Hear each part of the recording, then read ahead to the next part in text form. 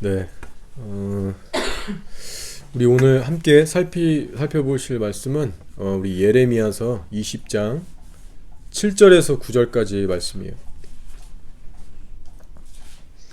예레미야서 20장 7절에서 9절.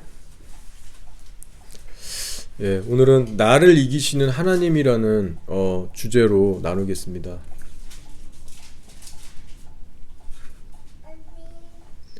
아멘. 제가 먼저 읽고 우리 한 구절씩 교도하실게요. 20장 7절에서 9절. 여호와여, 주께서 나를 권유하심으로 내가 그 권유를 받았사오며 주께서 나보다 강하사 이기셨으므로 내가 조롱거리가 되니 사람마다 종일토록 나를 조롱하나이다.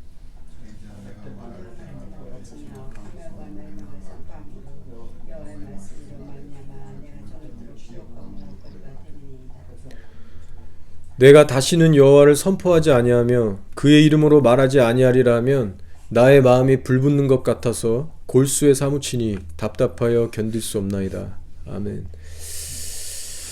네, 오늘은 나팔절입니다. 그 히브리인들의 그 캘린더, 성경을 토대로 한 그 캘린더를 보면 하루 정도 몇 시간 차이 오차는 있을 수 있지만 그래도 믿는 자들 가운데 오늘이 나팔절의 절기로 알고 지키고 있어요. 오늘 내일 정도. 자, 이 나팔절은요, 하나님께서 직접 주신 7 절기들 중에 하나가 바로 나팔절이에요. 바로 봄절기가 끝나고 가을절기가 시작되는 첫 절기가 바로 나팔절입니다. 사실 우리 교회 역사 가운데 그 예전에 초대교회 이후에 그 로마 가톨릭도 등장하고 쭉 이 교회 1000년이 넘는 그 역사 가운데 보면 이 오늘날 우리가 사용하고 있는 이 교회력이라는 것이 있어요. 근데 사실 이 교회력은 하나님이 직접 주신 게 아니라 사람들이 사실 만들어 놓은 겁니다. 물론 그 나름 좋은 의미들은 분명히 있죠. 하지만 그 날짜나 여러 가지 이런 지키는 관습들을 보면 하나님 일일이 그렇게 하라고 주신 건 아닙니다. 자, 그러나 오늘 우리가 나누게 될 이 절기, 이 나팔절이라는 것은 하나님께서 직접 주신 여호와의 절기라고 성경에 그렇게 기록하고 있어요.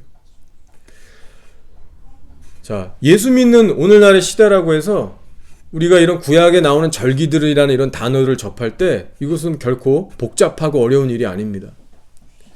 예수님을 진짜 만난 사람이면, 예수님을 정말 사모하고 그 진리의 말씀을 단순하게 깨달을 수 있는 사람이라면 누구나가 이 구약 시대에 주신 절기들의 의미를 진정으로 이해할 수가 있게 돼요. 왜냐하면 이 절기는 아주 깊은 영적 의미를 담고 있는데 그것이 무엇이냐면 바로 예수 그리스도의 초림 사역과 재림 사역, 그러므로 말미암아 완성될 하나님의 나라를 예언적인 의미로 담고 있는 것이 바로 이 절기예요. 그래서 바울이 골로새서 2장 17절에 절기나 안식일이나 초하루 이런 하나님이 주신 것들은 장차 올 것의 그림자인이라고 했어요. 그림자라고 하는 것은 원형으로부터 비춰지는 거죠. 원형을 예표하고 있는 것이 바로 그림자입니다. 그래서 썩어질 것들이 아니라 장차 이루어질 그 하나님의 나라, 예수 그리스도의 재림까지도 포함하고 있는 것이 바로 절기의 기능이에요. 그래서 우리가 예수 그리스도 안에서 자유함으로 이 절기들을 의미 있게 지켜나가다 보면 마치 우리가 본 무대를 시작하기 전에 예행 연습 리허설을 잠시 하듯이 예수님을 맞이할 수 있는 그런 영혼육의 준비, 그런 삶의 자세로 우리가 반복되는 절기 때마다 회복되고 세워지고 깊어지는 은혜가 주어지게 됩니다. 자, 예수님께서 십자가에 정확히 그 돌아가신 날 바로 6월절이었어요. 봄절기의 첫 시작이 바로 6월절입니다. 그리고 나서 그 다음날도 아니죠. 유대인들은 바로 해가 떨어지면 하루가 시작하거든요. 그래서 오후에 그렇게 잡혀 죽으시고 바로 무덤으로 들어가신 몇 시간 후가 바로 무교절입니다. 바로 6월절 다음이 무교절이죠. 그리고 나서 거기서 안식일 이튿날, 그 안식일 다음날이란 뜻이죠. 그 다음날 부활하셨는데 바로 그날이 초실절이에요. 그래서 예수님께서 정확하게 초림으로 오셔서 6월절에 죽으시고 무교절에 죄가 없으신, 누룩이 없으신 그분께서 묻히시고 첫 소실절, 첫 부활의 열매로 초실절이 일어나시고 레위기 23장에 나오는 것처럼 초실절로부터 50일을 계수한 그 날이 오순절인데 정확히 부활하시고 50일 후에 마가의 다락방에 성령이 오순절날 임했습니다. 그래서 예수님이 오셔서 올라가시고 성령이 내리시기까지 이 봄절기가 완전히 성취가 되게 되는 거예요. 자, 그렇다면 하나님께서는 정말 질서의 하나님이시고 혼돈의 하나님이 아니시고 정확한 지혜로 일하시는 분이라면 예수님을 이 땅에 보내셨을 때 봄절기의 날짜와 그 모든 것들까지 정확하게 이루셨다면 과연 남아있는 가을절기는 어떻게 일하실 것인가? 우리가 이것을 이론적으로 또 질서 있는 하나님의 관점에서 볼 때 성경은 그렇게 성취될 거라고 말하고 있습니다. 바로 가을절기인 나팔절, 대속절, 초막절, 이것은 예수 그리스도의 재림에 의해서 완전히 성취될 거예요. 성경이 예언하는 대로 짧게 나누면 마지막 큰 나팔이 불리는 바로 그 언제 몇 년 월일 시는 우리가 절대 알 수 없지만 하나님이 아시는 그 마지막 나팔이 불리는 나팔절에 예수님께서 재림하신다라고 했어요. 자, 그때 무슨 일이 지구상에서 벌어지고 있냐면요, 스가랴서 12장부터 쭉 예언하듯이 온 열방이 이스라엘을 잡아먹기 위해서 전쟁을 일으키고 초토화시키고 수많은 이스라엘의 그 사람들이 사방으로 포로로 잡혀가고 3분의 2의 인구가 죽는다고 스가랴서에 예언되어 있습니다. 그래서 그 한창 전쟁인 가운데 예수님의 발이 감람산 위에 재림하셔서 거룩한 성도들과 함께 열방을 치시고 양과 염소를 가르세요. 그때 국가적인 이스라엘의 회개가 국가적인 차원에서 일어납니다. 이것이 스가랴서 12장, 에스겔서 38장에 뚝 나옵니다. 그때 자기들이 찌른 바 된 그 독생자 예수를 보고 통곡이 일어나게 돼요. 그리고 모든 죄악이 씻겨지고 환상이 임하고 예언이 성취돼서 다니엘의 70일회가 완성됩니다. 그래서 나팔절을 지나서 대속죄일은 국가적인 차원이 돌아오는 것을 대속죄일이라고 합니다. 그래서 이스라엘이 그렇게 하나님 앞에 회개하면서 그 후에 마지막에 있을 초막절, 장막절이라고 하는 거죠. 예수 그리스도의 온전한 통치 장막 가운데 예수 그리스도를 믿는 성도들이 이스라엘과 연합해서 만방을 다스리게 되는 천녀왕국이 이루어집니다.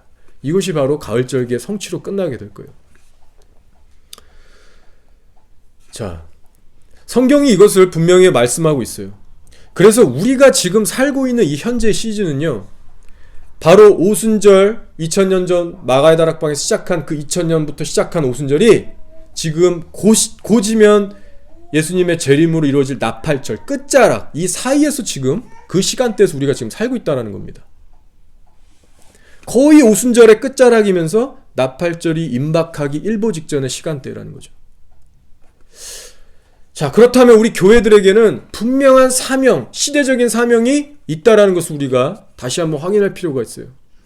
그것은 뭐냐면 바로 복음의 나팔을 불어야 되는 사명이 있습니다. 예수님께서 오시는 그 날까지 우리는 내 자신을 거룩하게 지키는 것뿐만이 아니라 진리가 진리됨으로 담대하게 선포할 수 있는 이 나팔수가 돼야 되는 그런 사명이 있어요. 성경이 이르기를 그러나 너희는 택하신 족속이요 왕같은 제사장들이요 거룩한 나라여 그의 소유가 된 백성이니 이는 너희를 어두운 데서 불러내어 하나님의 아름다운 덕을 선전하게 하려 하심이라라고 했어요. 이 아름다운 덕은 결국 예수 그리스도의 복음입니다. 그래서 이 사명을 다른 말로 표현하면 하나님의 복음, 예수의 진리를 불어야 하는 나팔수가 돼야 된다. 최근에 일본에 태풍이 왔었어요. 엄청난 허리케인급이 왔죠. 지진이 또 홋카이도에 일어났습니다. 6점 몇 짜리가. 최근에 제가 어제까지 확인한 뉴스로는 30-40명이 지진으로 죽었고 더 많은 실종자가 있는데 아마 다 사망자로 발견될 것 같아요. 많은 건물들이 부서졌어요. 참 슬프고 안타까운 일인데 특별히 예수님을 많이 모르는 일본이 그런 재해 가운데 계속 죽어가는 게 사실 안타까운 일입니다. 그러나 한편으로 저는 개인적으로요, 이런 자연재해 일들이 계속 일어나는 것을 이제 접하게 될 때 마음에 점점 둔해지고 그것들이 그렇게 예전만큼 충격적으로 다가오지가 않더라고요. 왜냐하면 제가 가만히 생각해 보니까 최근 2-3년 사이에 이런 자연재해 소식들을 접하는 뉴스가 일주일, 2주일 단위로 계속 터져왔었어요. 그래서 댓글들을 보면 세상 사람들조차도 아 정말 세상 종말이구나 라고 고백할 정도로 일주일 단위로 그렇게 소식들이 전해왔습니다. 그래서 저도 모르게 그런 소식들을 계속 이렇게 접하다 보니까 어느 순간 마음이 무뎌지고 그렇게까지 이것이 와닿지 않게 되는 것을 발견하게 됐어요. 자, 저뿐만이 아닐 겁니다. 시간이 흐르면 흐를수록 저를 포함해서 사람들의 인식과 마음은 이런 망가지는 세상에 점점 적응이 돼요. 아, 또 그랬구나. 그러려니 하고 여전히 자기의 삶을 그냥 살아갑니다. 저도 마찬가지예요. 이런 심각한 자연재해, 지진, 홍수 이런 소식을 들을 때 제 삶이 그렇다고 해서 뭔가 더 깨어나고 거룩해지는 게 아니더란 말입니다. 제 라이프 스타일대로 그냥 계속 살아가게 돼요. 자, 그러면서 제가 느낀 것은 뭐냐면 아, 정말 시간이 좀 더 흘러서 요한계시록에 예언된 훨씬 더 무서운 나팔, 대접 이런 재앙들이 이 땅에 문자적으로 부어져도 사람들은 정말 변하지 않겠구나. 와, 정말 무섭고 충격적이다. 말은 할 수 있지만 그렇게 그 사실 뉴스 한번 보고 다시 자기의 삶을 돌아가서 그대로 그냥 살아가게 될 겁니다. 왜냐하면 지금 우리가 그러고 있기 때문에.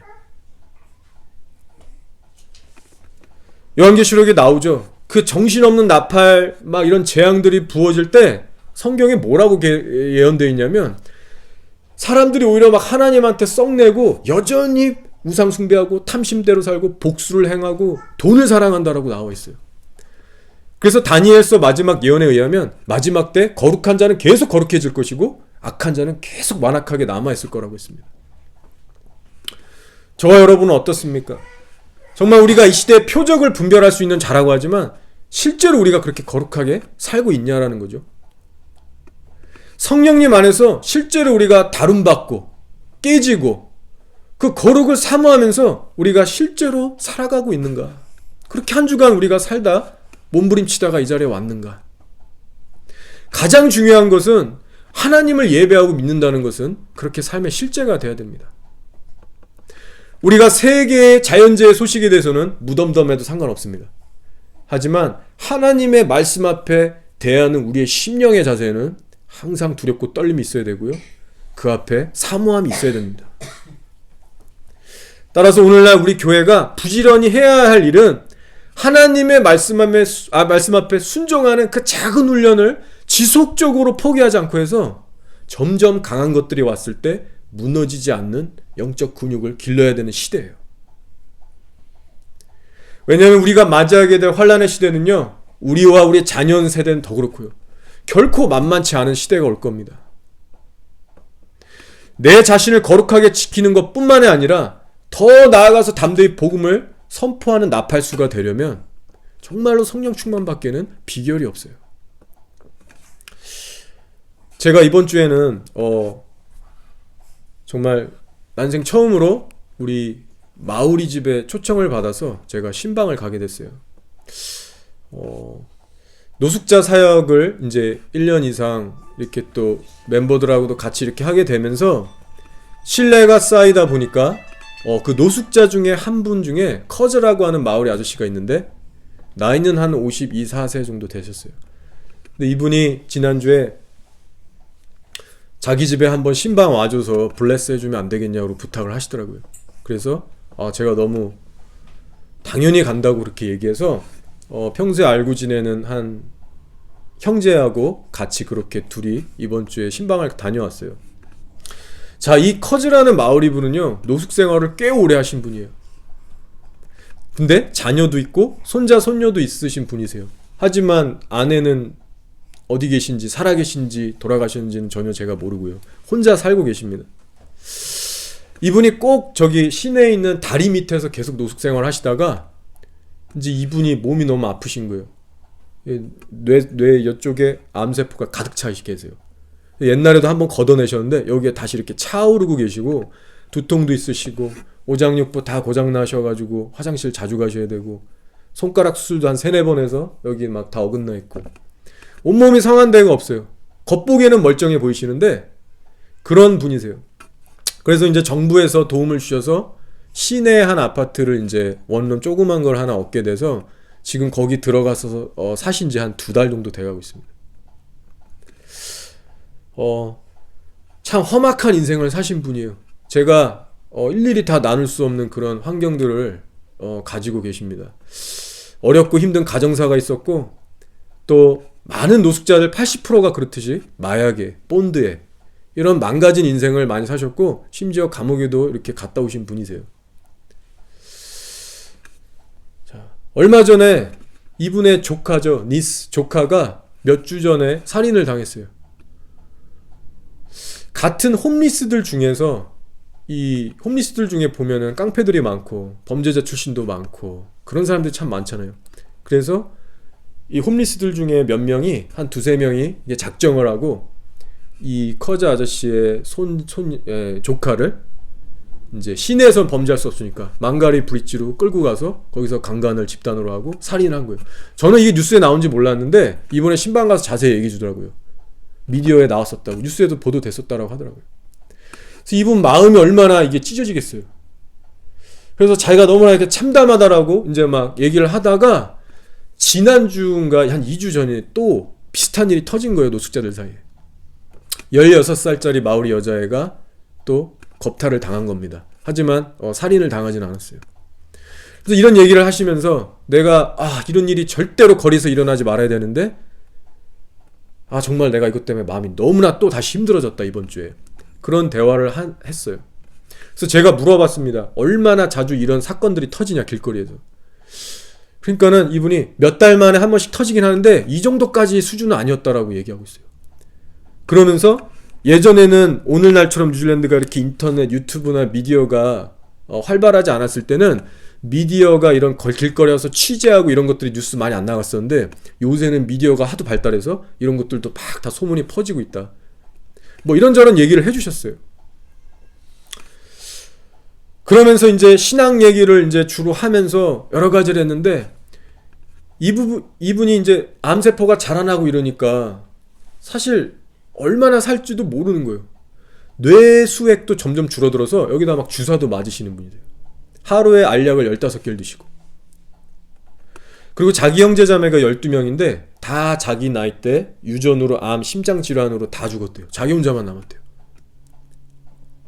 근데 이 말하기를 자기 마오리들은 그 컬처가 뭐냐면 아무리 심각한 병이 있어도 굳이 막 이렇게 막 촐싹대면서 병원 가서 막 이렇게 막 급하게 안 하고 자연 치유를 나름 믿는 그런 문화가 있나 봐요. 그래서 그냥 이렇게 참고 있다가 어느 순간 이게 진짜로 복구가 안 될 정도로 이제 사망으로 이르는 그런 진단을 받으면 그냥 이렇게 겸허히 받아들이나 봐요. 아무튼 이런저런 얘기를 하면서 알게 되는 부분이 있었어요.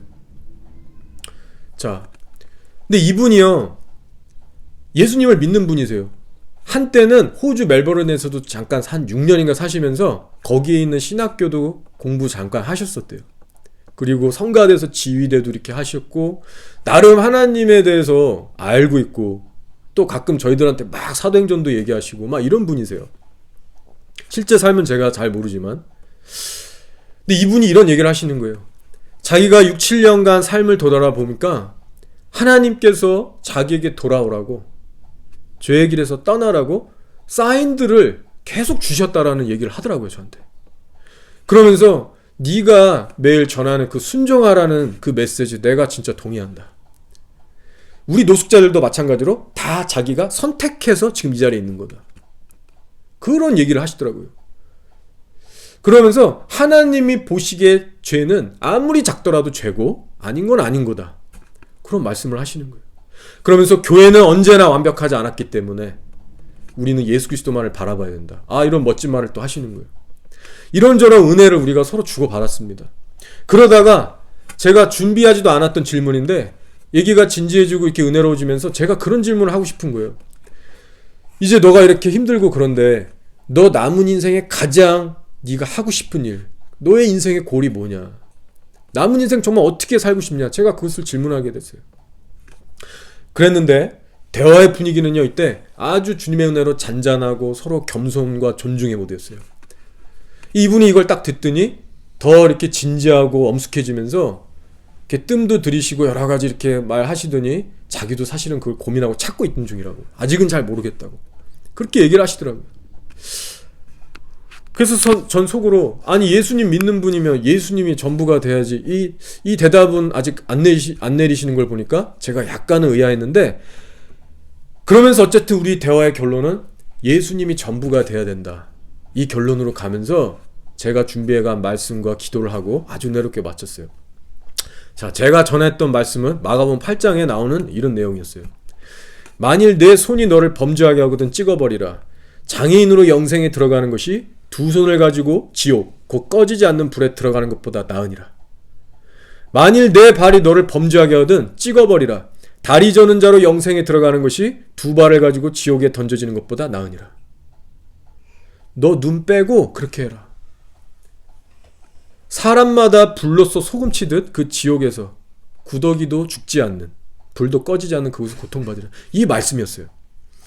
자, 제가 처음 신방 가는데 무슨 말씀을 전해야 될까?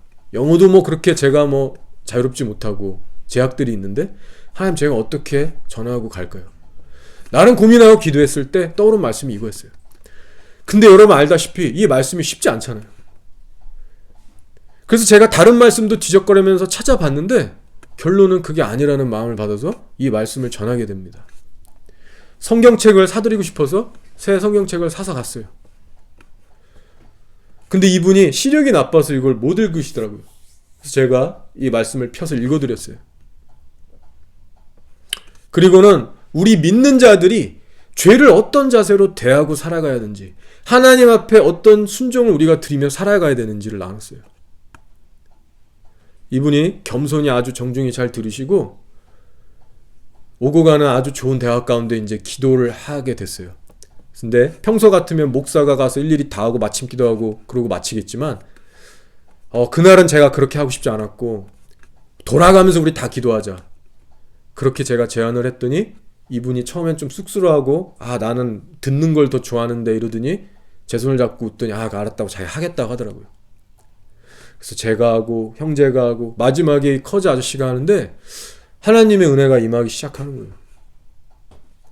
떠들면서 기도도 하시고 하는데 너무나 은혜롭게 그런 필요한 기도 제목들을 하시더라고요.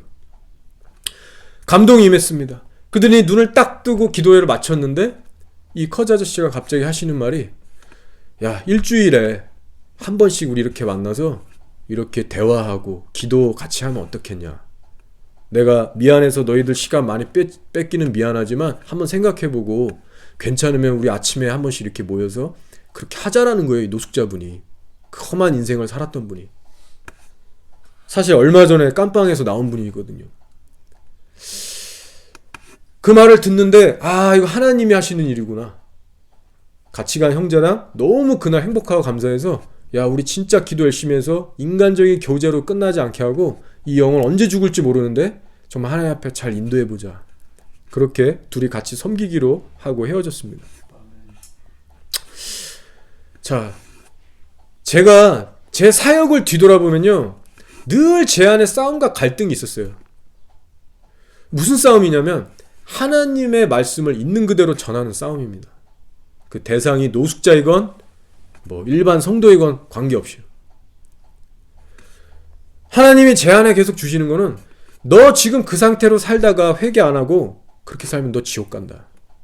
네가 교회를 다니건 예수님을 영접했다고 고백하는 상관없이 네가 삶으로 주님 앞에서 거룩하게 살지 않고 좁은 길 걸어가지 않으면 너 정말로 망하는 거다.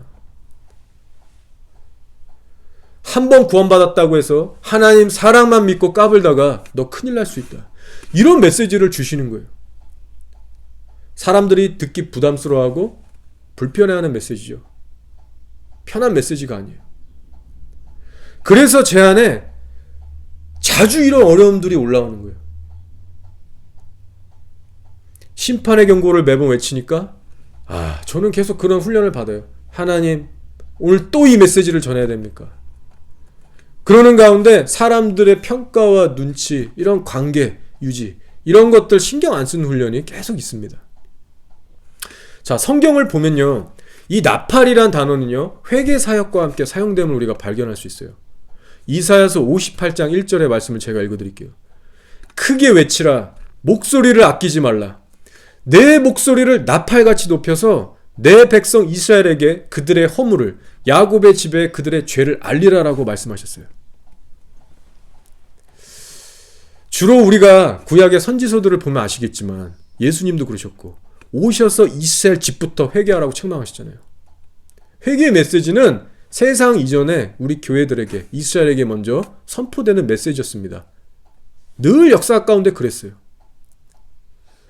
그래서 하나님의 종인 우리들이 사람을 두려워하면 그때부터 끝입니다. 하나님께 쓰임을 못 받고요. 더 나아가서 영혼을 진짜 살리는 진리의 사랑을 전하지 못하는 자가 돼요.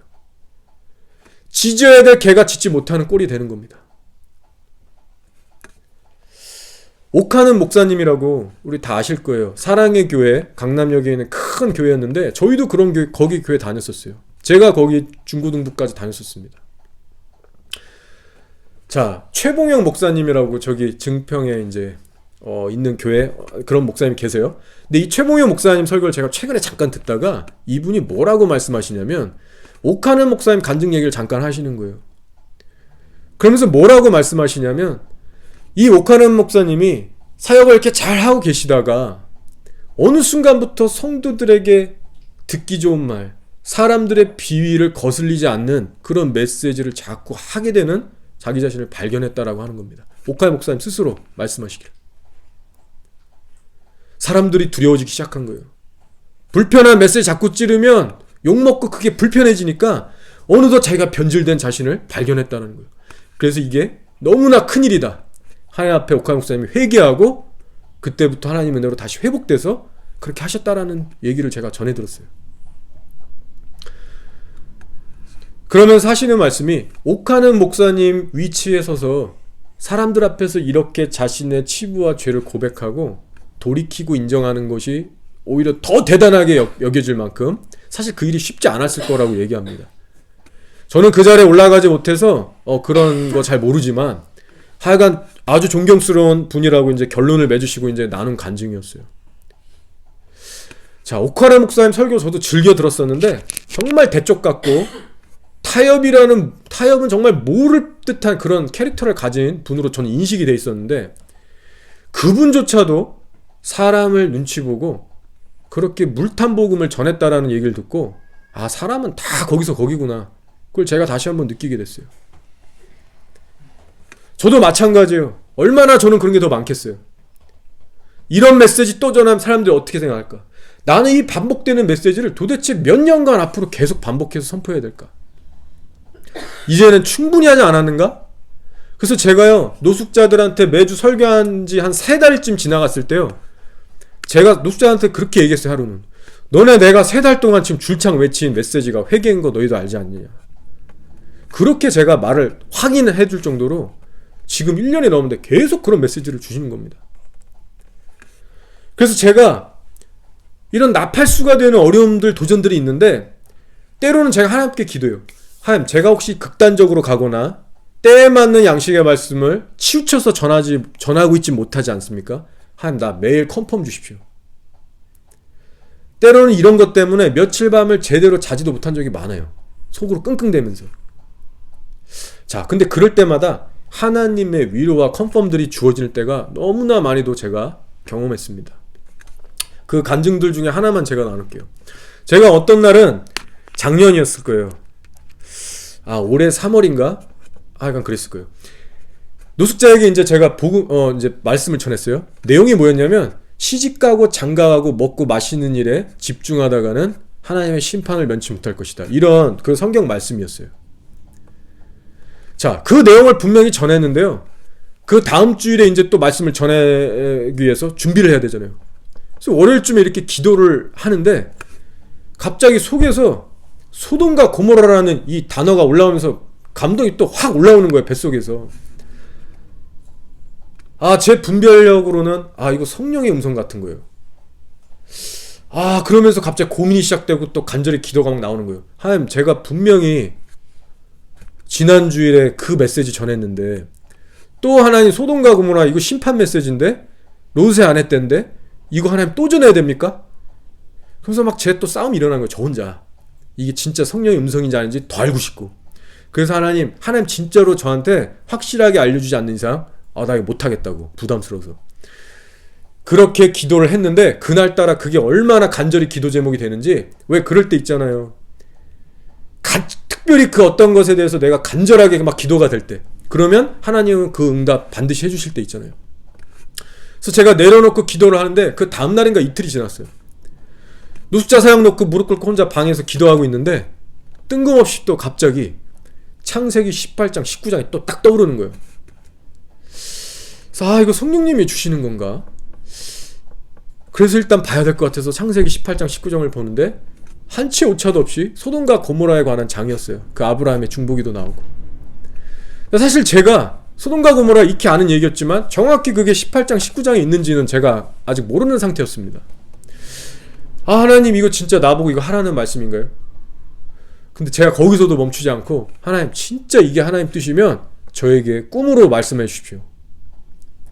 그렇게 간절히 기도를 했는데 제가 그날 밤 꿈을 꿨어요. 무슨 꿈이었냐?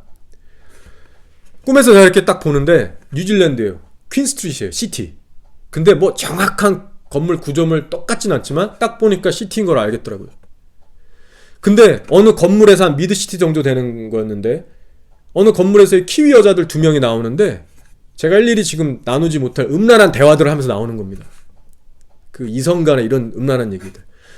그리고 키위 여자애들 2명이 이렇게 지나가고 장면이 바뀌어서 어느 건물에 어두컴컴한 방이 나오는데 그 방에 마오리들, 이 나라 마오리 문신한 자들이 위통 다 벗고 한 7명, 10명 이 정도 소수의 무리가 꽉 차가지고 고개를 푹 숙이고 음산하고 음란한 분위기 가운데 막 그러고 있는 거예요. 그런데 또 장면이 바뀌어요. 동양인들이 나와요. 3, 4, 5 모여있는 소그룹이었는데 한국인들이었습니다. 제가 볼 때는 한국말로 나누고 있었으니까. 근데 제가 이렇게 보고 있는데 그 소그룹에서 어느 한 여자애가, 이쁘게 생긴 여자애가 순진하게 생겼어요. 근데 위에는 다 탈의가 된 상태고요. 밑에만 바지를 입고 앉아갖고 막 웃으면서 얘기를 하는데 웃는데 이빨이 보이는 거예요. 근데 여기 이빨 사이사이에 큰 음식들이 막 껴있는 겁니다. 그리고선 옆이 유리로 된 창문이었는데 제가 딱 창문을 보니까 어떤 한 남자애, 한국 남자애 이렇게 지나가면서 뭐라고 하냐면 내가 했던 그 사업 대박 났다고, 잘 되고 있다고, 얼마나 잘 된지 가서 보자고 사람들이랑 그러고 가는 거예요. 그래서 제가 꿈에서 이걸 보고 이상하다, 이 사람들 왜 이러지? 이러고 딱 새벽에 꿈을 깬 겁니다. 그리고 나서 하나님 앞에 이제 해몽을 위해서 기도하고 여러 가지를 묻고 있는데 알고 보니까 이 말씀, 시집가고 장가가고 먹고 마시고 음란한 세대, 정말로 소돔과 고모라구나 이 뉴질랜드가. 그렇게 될 것도 아니고 이미 그 상태구나. 이것에 대해서 컨펌이 다시 주어지더라고요. 그래서 그 주에 제가 소돔과 고모라, 롯의 때 그것을 선포하면서 저 혼자 흥분해서 그렇게 또 심각하게 전했어요. 그렇다고 그들이 그거 받고 뒤집어졌냐? 그런 거 없었어요. 심지어는 웃는 사람도 있었어요. 근데 저 혼자 그렇게 심각하게 하고 집에 온 기억이 납니다. 이거는요, 많은 하나님이 인도해 주셨던 간증들 중에 하나일 뿐이에요. 다 나눌 수가 없지만 정말로 하나님께서 제 안에 그런 부담들이 있을 때 어떻게 그것들을 재확인해 주시고 지금 이들에게 가장 필요한 메시지가 뭔가, 이것들을 계속 할 수 있도록 그런 마음들을 주셨어요. 자, 오늘은 나팔절이라고 했어요. 나팔절 예배를 준비하면서 제 마음에 든 마음은요, 단순히 우리가 절기, 알았을 수도 있고 몰랐던 부분도 있겠지만 이 절기라는 성경적인 지식을 나누고 그저 예배 한번 드리고 끝나는 게 주가 아니고, 내 안에 정말로 이 나팔수로 담대하게 진리를 전하는 자로 끝까지 살아남아야 되는데, 과연 이 시대적 사명을 우리가 끝까지 잘 할 수 있는 비결이 뭘까? 나팔수가 되는 게 결론이잖아요. 그것에 대해서 제가 고민하고 있을 때 오늘 우리가 읽은 이 예레미야 20장을 떠오르게 하셨어요. 예레미야는요, 하나님의 참 선지자였어요. 하나님이 말씀 주시면 있는 그대로 타협하지 않고 선포하는 자였습니다. 그렇기 때문에 얼마나 그 내면의 갈등의 싸움이 치열했을까 모릅니다. 너희가 회개하지 않으면 바벨론 일으키셔서 너희 쫄딱 망하고 다 포로로 끌려가게 될 거야.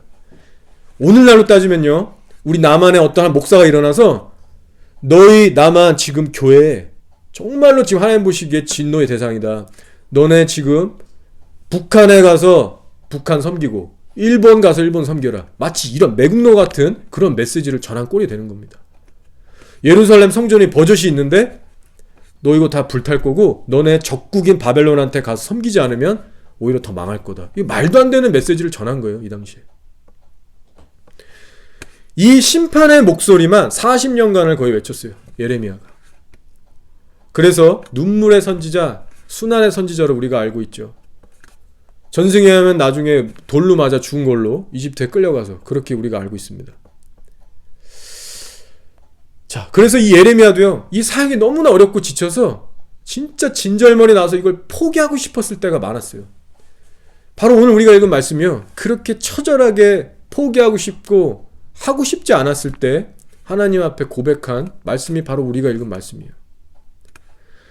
제가 읽어드릴게요. 여호와여, 주께서 나를 권유하심으로 내가 그 권유를 받았사오며 주께서 나보다 강하사 이기셨으므로 내가 조롱거리가 되니 사람마다 종일토록 나를 조롱하나이다라고 했어요. 정말 지쳐서 고만하고 싶은데 하나님이 권유하시니까, 어떤 버전은요 속인다라고까지 얘기해요. 하나님이 설득하고 강요하고 강하게 끌어가시니까 예레미야가 그래 하나님, 나보다 강하신 주님이 이겼습니다. 하나님 앞에 그냥 끌려가는 겁니다. 그랬더니 주신 말씀, 하나님이 예레미야 입술에 넣어준 말씀은요, 평화의 메시지가 아니었어요. 심판과 파멸을 얘기해라. 그래서 그거 그대로 했더니 조롱거리가 됐습니다. 마치 노아가 방주 지으면서 계속 120년 동안 똑같은 경고의 메시지 전했을 거예요. 근데 노아도 동일한 조롱을 받았습니다. 미친 사람 취급받았어요. 내가 말할 때마다 외치며 파멸과 멸망을 선포함으로 여호와의 말씀으로 말미암아 내가 종일토록 치욕과 모욕거리가 됨이니이다. 자, 중요한 것은요, 그 다음 구절이요. 예레미야가 이 말씀을 한 후에 그래 나 정말 조롱받았고 치욕받았고 힘들었다 이 얘기를 하지만 다음 구절이 하이라이트예요. 이 부분을 우리가 주의해서 들어야 됩니다. 뭐라고 하냐? 내가 다시는 여호와를 선포하지 아니하며 그의 이름으로 말하지 아니하리라 하면 나의 마음이 불붙는 것 같아서 골수에 사무치니 답답하여 견딜 수 없나이다. 예레미야가 다시 일어나서 나팔을 불 수 있었던 이유는요, 하나님의 마음이 임했기 때문이에요. 하나님의 영 혹은 마음, 하나님이 그 마음을 붙잡으셔서 이끌고 가셨기 때문에, 그런 신앙생활을 했기 때문에 끝까지 그 사명을 감당할 수 있었다는 겁니다. 오늘 제가 설교 제목을 나를 이기시는 하나님이라고 지었던 이유가 여기 있어요. 우리가 어떠한 어려운 시대, 환경, 조건을 만나도 끝까지 진리의 나팔을 부는 자가 되려면 내 힘과 의지, 열정, 경험만으로는 절대로 불가능합니다. 사람이 견딜 수 없는 현실의 한계가 오면 다 두려워하고 꼬리 내밀고 도망가게 돼 있어요. 자, 예레미야가 더 이상 내 사역 끝났다, 내 인생 끝났다라고 절망 가운데 쓴 그 순간에 하나님께서 다시 한번 그를 이끌어 가셨어요. 저희들에게 오늘날 필요한 내가 바로 이겁니다. 하나님이 나를 이겨서 이끌고 가는 그 강권하시는 그 임재와 이끄심이 아니면 우리는 이 시대 가운데 나팔수로 살아갈 수가 없어요. 저 세상은 점점 복음 전하기 어려워집니다. 지금도 우리 주변을 보면 세상 앞에서는 자기가 크리스찬인 것을 부끄러워 숨기는 성도들이 얼마나 많은지 몰라요. 혹은 자기는 신앙생활 조용히 하지만 정작 전도는 평생 한 번도 한두 번 해볼까 말까 하는 신앙생활로 끝나는 사람이 많습니다. 하나님이 말씀하시기를 말세 내가 내 영을 모든 육체에 부어주리니 너희의 자녀들은 예언할 것이요 너희의 젊은이들은 환상을 보고 늙은이는 꿈을 꾸리라 라고 했어요. 우리가 오늘 나팔절을 맞이해서 구해야 될 기도 제목은 이겁니다. 하나님께서 나에게 성령을 더욱더 부으셔서 정말 주님이 원하는 그 증인으로 내가 살아갈 수 있게 인도하옵소서. 그것이 진짜 나팔절기를 기념하고 하나님을 기쁘시게 하는 자세라고 믿습니다. 자, 그러나 이 성령이 부어지기 위해서 우리가 반드시 기억해야 될 사실이 있어요. 하나님의 마음, 하나님의 영, 성령 다 같은 말이죠. 근데 하나님께서 과연 누구에게 하나님의 마음을 이렇게 부으셔서 이끌어 가시는가? 예레미야 같은 은혜를 입을 자는 과연 누구인가를 우리가 알 필요가 있습니다.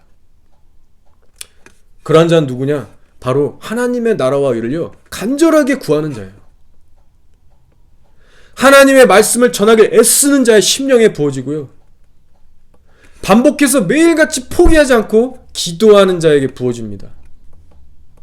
하나님의 임재를 목말라 하는 예배자에게 부어져요. 저도 뒤돌아보면 언제 하나님의 마음과 위로와 계시형이 저한테 임했는가를 돌아보면 바로 그러한 순간들에 부어졌음을 제가 간증하게 됩니다. 매일 반복되는 지루해 볼 수 있는 기도 가운데 그 끈을 놓지 않았을 때 하나님 보시기에 적당한 때 하나님의 마음이 임하더라고요. 걷잡을 수 없는 눈물들을 주시고 하나님의 계시형이 임하더라고요. 하나님의 말씀을 치열하게 묵상하고 또 전할 때 하나님을 실제로 간절히 찾고 구할 때 그 순간에 하나님의 마음이 임하더라는 겁니다.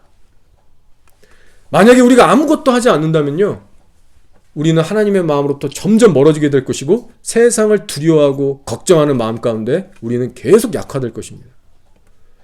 중요한 것은 하나님의 마음은 그저 쉽게 아무에게나 싸구려처럼 부어지는 은혜가 아니라는 거예요. 인스턴트 음식처럼 위기 때마다 조급하게 기도한다고 해서 하나님이 그래 옛다 이렇게 주시지 않는다라는 겁니다. 하나님은 물론 사랑이 많으시고 후하시지만 그분의 마음과 영을요 함부로 아무에게나 쏟아붓지 않으세요. 그래서 제가 어떻게 말하면 조심스럽지만 하나님의 이런 계시와 영이 이끌어가는 신앙생활은요 아주 가끔 하나님의 때 알맞게 희귀하게 각 사람들에게 임하십니다. 그래서 예레미야도 마찬가지고 이사야도 자세히 보시면요 하나님의 말씀이 임하니라라고 기록할 때 그 텀들이 막 어쩔 땐 몇 년씩 이렇게 멀어져요. 항상 매일같이 그렇게 받아들인 게 아닙니다. 여러분 주위에 우리가 존경하는 목사님들도 보시면 하나님의 어떤 강력한 임재와 음성 이런 마음들이 부어지는 그 이벤트들을 손꼽으라 하면 막 몇십 번 막 이렇게 되지 않아요. 손꼽힐 정도로 사실 희귀한 일이기도 합니다. 물론 사소한 어떤 그런 감동들은 우리가 일상에 겪이지만 정말 나를 강권하시고 이끌어 가시는 정말 중요한 타이밍에 나를 일으키시는 그런 것들은 그러한 자리에서 받게 된다는 거예요. 자, 하나님은 약속하셨어요. 나를 간절히 찾는 자가 나를 만날 것이다. 목마른 자는 내게로 오라라고 하셨어요. 말씀을 정리할게요. 불법이 성한 시대고요. 사랑이 식어가는 시대예요. 더 이상은 우리가 성경 지식으로 내 경험으로 버티지 못합니다. 나는 겨우 벼들지 몰라도 세상 앞에서 담대하게 선포할 수는 없게 됩니다. 우리에게 필요한 것은 오직 하나님의 영이 나를 이끌어갈 수 있도록 그 은혜를 우리가 사모하면서 다시 한번 내 신앙의 주인이 정말 내가 아니라 하나님께서 친히 이끄셔서 그 안에서 나의 사명도 새롭게 발견되고 지속적으로 그것을 수행해 나갈 수 있는 그 은혜가 우리 모두 가운데 부어지길 예수의 이름으로 축원합니다. 우리 다 같이 기도할게요.